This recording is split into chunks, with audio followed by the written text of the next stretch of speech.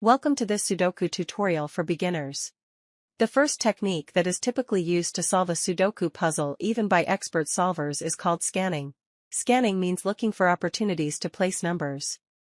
The scanning method is easy and it's the first thing you should do when you start a puzzle.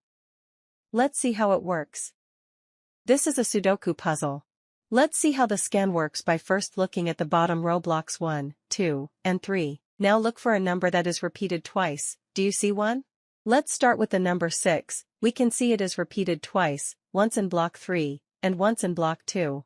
Remember, each number 1 through 9 must appear once in each row, once in each column, and once in each block. So block 1 needs a 6, and where can it go? Well, row already has a 6 here and row has a 6 here, but row does not have a 6 in it, and block 1 doesn't have a 6 in it, so the 6 in block 1 must go in row, and now we can easily place the number 6 here. Column this since columns this and this are already occupied.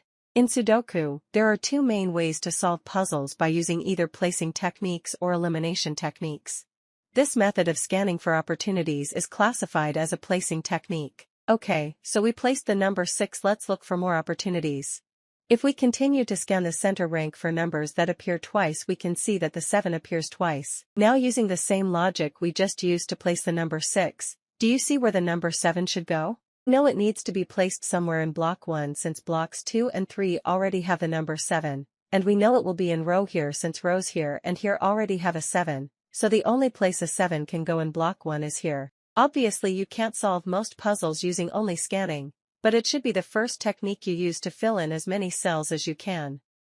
Keep repeating this process for the numbers 1 through 9.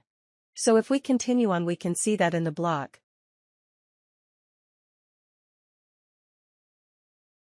the number 9 appears twice, so where can we place the missing number 9? It would go here, right? Do you see why? Pause this video and take a look to make sure you understand why the number 9 must go in this cell, and only this cell. The number 9 already appears in block 2 and block 3, but it is not in block 1, so we need a 9 somewhere in block 1. But since there is already a 9 in row here, and a 9 in row here, then the 9 must go somewhere in row here block 1, and the only cell that is open in block 1 row here, so that's where it must go. Now you may be thinking this is too easy, you can't solve an entire Sudoku puzzle using only this technique, and you are right, most puzzles, even easy ones, need at least this method and the counting method to solve a puzzle.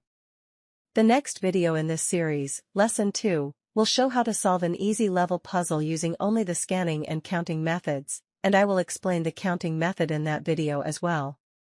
Try solving the puzzle yourself before watching how I go about solving it. If you continue following this series of videos, you will gradually learn to solve more difficult puzzles and feel more confident with each new challenge. It's a rewarding experience when you do solve a puzzle. Thank you for joining me on this exciting journey. I hope you learned something.